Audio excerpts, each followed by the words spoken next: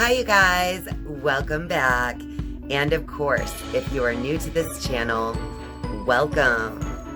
My name is Tracy, and in this video, I'm going to go over how you can let go of fear and doubt so that then you can just open up and trust the universe. So stay tuned.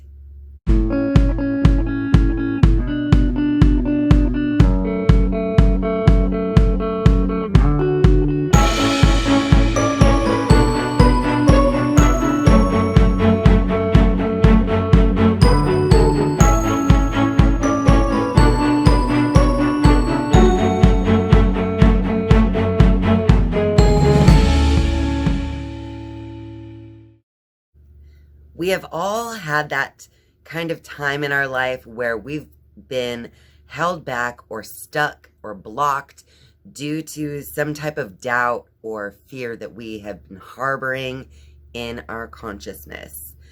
It is simply a human emotion. Therefore, many of us go through struggles with fears and with doubt. And this is especially true for any of you light workers out there who simply want to continue to improve yourself, to raise your vibration, and to also help others to do the same. Every once in a while, we run into a wall of fear or doubt that we've erected within our own consciousness. So in today's video, I just want to talk about how to let go of fear and doubt and to just be in alignment and trust the universe. Whenever you're held back by fear, that fear actually just stems from worrying about the future or having worry about something that had happened in the past. So basically, it's whenever you're not using your consciousness to be in the present moment. Anytime that you are doubting yourself, you are also holding yourself back from receiving the blessings that the present moment have to offer you. So anytime that you doubt your power, you doubt the value of your thoughts, or if you doubt yourself in any way, then you're actually taking away from your power and you're putting your consciousness in a weaker position, because then you are kind of dragging yourself down into the weaker, lower levels of consciousness. So you simply have to make it a conscious choice to raise your vibration and just trust the universe. Get out of fear and get out of doubt. Know that you are enough. Know that you have enough. And know that you can be secure in who you are. And you can be safe and whole and complete. So I made a list of some tips that I wanted to share with you guys on how to let go of fear and doubt and learn to trust the universe.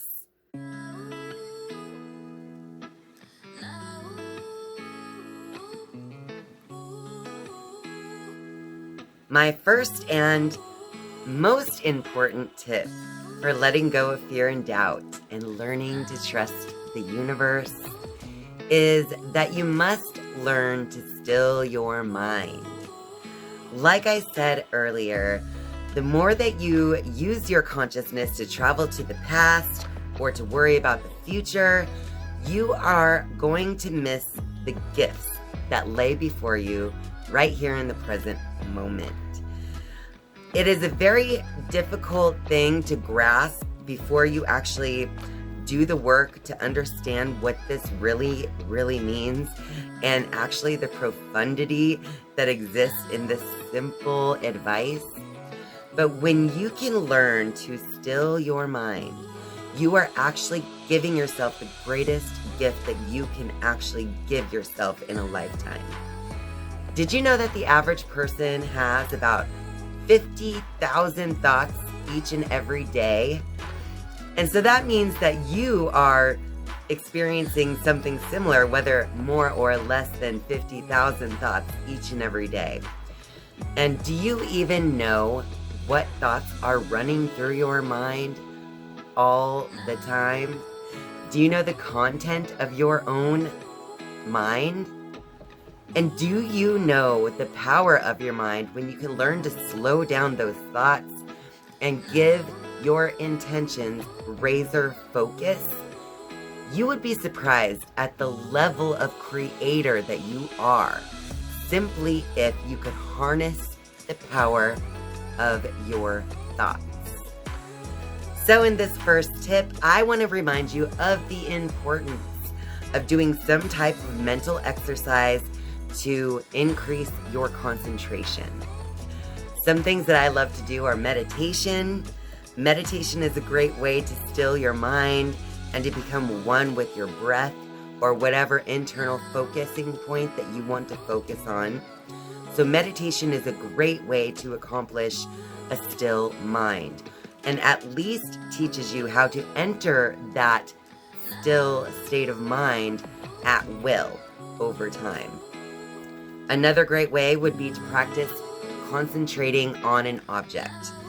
When I was a new student at the School of Metaphysics over a decade ago, I did this exercise on a candle. It was a candle concentration exercise. So each day I would set a timer for 10 minutes, light a tea light candle, and simply gaze at the flame.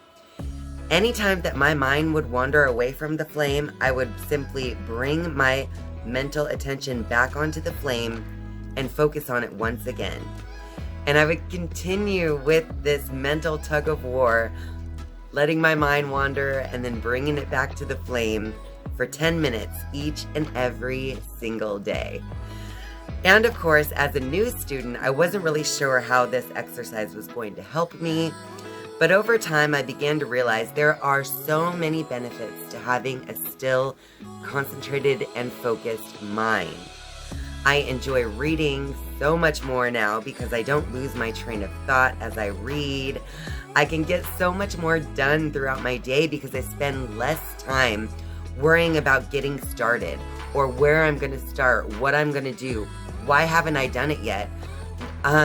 You would be so surprised to find out exactly how much of your life you waste away worrying in your mind, just on a constant play of worrisome thoughts, things that just give you anxiety. So over time, I realized that concentration was very important to my overall quality of life. I began to realize that I can experience life on a much deeper and richer level than I was in the past. So that was my first tip. Let's move on to tip number 2. My second tip is to examine and re-examine your beliefs over and over again for the rest of your life. There are so many things that I could give you as an example for this tip that I've experienced in my life. But one of the best experiences that I've had in the whole examining and re-examining our beliefs thing is in my husband Neals' story of when I first became a student at the School of Metaphysics. If you haven't been watching my channel, then you may not know, but I am no longer a student at the School of Metaphysics, but over 10 years ago, I started studying at this mystery school, and I just became interested in all the things that I've been learning, and that was just kind of what led me down the spiritual path that I am on today. So when I first became a student at the School of Metaphysics, my husband Neal was a little bit apprehensive about what I would be learning there. So he was worried, what are they doing? Why are these classes every week for 3 hours? And it was just a little worrisome for him, I guess. And it was the first time I had really broken free from the family unit to go out once a week and do something for myself, I guess you could say. It was really the first time that I was being that independent in our marriage. So the more that he started to worry and the more his mind went crazy, he started to do some research. And if you know anything about the law of attraction, then you know that whatever you're vibrating is what you're attracting. So when I researched the School of Metaphysics, I found so much great information about what I'd be learning that I got so excited to start my first week. But when Neal researched the School of Metaphysics, he found out that the school is a cult. So I do also want to give a little disclaimer here. The School of Metaphysics, I do not believe is a cult. And Neal doesn't believe that now either. But at the time, when he was researching the school that I was beginning, he read some people's personal experiences online, some people who were angry with the school for one reason or another and ended up just quitting or something like that, ended up writing some negative things. And so, with that being his vibration, that's what he took in, which was totally different than what I was actually taking in. So, my husband ended up telling all of our friends and family that I was in a cult, and he was genuinely worried about me. Like, he thought I was going to get sucked in and never come home again and give him all my money or something. I don't know. So now, over time, he started to see how the School of Metaphysics was actually changing my consciousness, but it was not threatening in any other way. I was not walking away from my family or, leaving them behind or anything like that. I was taking them along with me. So we would sit down to dinner and I would tell them what I had been learning, or if they had dreams, I would help them interpret their dreams. And basically my life was my walking testimony to how the school was making me a better person. So over time, Neal obviously became a friend of the school. And so now, as he re-examines his beliefs, he is now, 10 years later, telling coworkers and his own friends that they should go check out the School of Metaphysics, even though I'm not even a student there anymore. So if he ever hears a need out in the community, he's always sure to bring them up and just tell people that it could change their lives for the better. Or if I'm ever doing one of my meditation classes that I do here at home, he is the first person to try to find my students and help me round up some students to get a class going and things like that. So the Neal of 10 years ago wouldn't even recognize the Neal of today when it comes to his relationship with how he feels about the School of Metaphysics. So I just want to point out that it is so important to examine your beliefs over and over. It's not something you do one time and put it down for the rest of your life. You should always have an open mind to take on new knowledge and to really see the world with open eyes. Because when Neal was seeing the School of Metaphysics as a cult, then it was easy to find reasons why the school might be a cult. But of course, when he decided to see the school with more open eyes, after his personal experience with watching me, his wife, transform before his eyes, then he had a whole different story to tell. And if he was to go research that same organization today, he would find a whole new set of great things about the School of Metaphysics. I hope that story helped you to understand my second point here, to examine and re-examine your beliefs on a regular basis, because you never know what things might change. Another good way to think of it is if you've ever read a book or watched a movie more than once. Usually on the second, third, or fourth time that you've read a book or watched a movie, you always get something different from it. You always pull a different lesson from the storyline, or you just notice different things about it that you did not notice before. Well, that's because you're now looking at it from new perspectives, from a new set of eyes, basically, because each and every day we're different than we were in the previous days. So that alone should tell you, if I can change enough between reading a book, between the first and second time I've read a book or the first and second time I've watched a movie, then you can definitely change your beliefs around anything, around different religions or palm reading or tarot cards or something. So just remember to always re-examine your beliefs, because you're an ever-changing being. You are not meant to stay the same forever and ever. So now let's move on to my tip number 3. My third tip for how to let go of doubt and fear and to learn to trust the universe is to begin to pay attention to the world around you. So this is kind of like connected to the first tip, where you have to still your mind. Now, as you learn to still your mind internally, you can also learn to focus your attention better externally in your environment. So as you're driving to and from work, rather than getting into that zombie-ish driving mode where you're not quite sure how you got there, but you got there once again, just begin to bring your consciousness into those mundane activities. You should begin to actually feel the air on your skin and just breathe deeply once again. So the more that you still your mind on a constant basis, even as you're moving around in your day-to-day life, then the more you'll start to recognize in the world around you. If you've watched any of my other videos about how to communicate with your higher self or with your team of light, in those videos you will see that I actually tell you that your teams of light actually use things in the world to communicate with you, such as animals,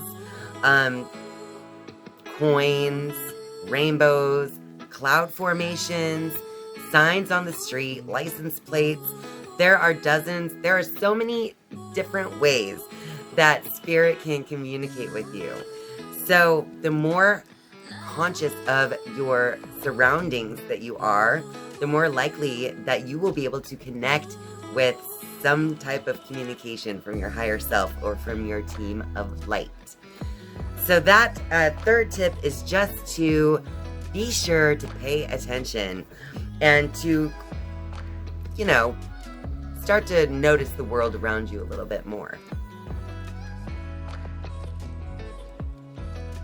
And my fourth tip for how to let go of fear and doubt and learn to trust the universe is to create an internal system of communication between you and your team of light. So you'll be able to trust the universe more the more that you build that bridge of communication between your inner and outer selves, basically. So what I'm trying to say is, the more that you practice asking for and receiving signs from your team of light, the more that you will trust the communication between you and your higher self or your inner self and your guides. So you will learn to trust the universe more the more that you learn to communicate with the universe. And the only way to build that internal communication system is to actually practice. It's like giving it attention each and every single day. So don't be afraid to ask your team of light to send you signs every day. But remember, your signs can show up in strange ways. For instance, if your sign is a rainbow, then you might get it through chakra music that has each color in the video. Like what I received in my video, I received another sign from my dad, which I'll go ahead and post up above if you haven't seen that one yet. But that just describes that even though I asked for a rainbow as my sign, it didn't necessarily have to be the actual rainbow that you see in the sky. It could have been that song. My sign could also be a tattoo of a rainbow or a t-shirt with a rainbow. It does not have to be the literal rainbow in the sky. So the more that you can still your mind and just stay in the present moment, the more you'll be able to see those signs as they arise in the funny, weird ways that your team of light will put them in your path. So that pretty much wraps up my list of tips for how to let go of fear and doubt and just trust the universe.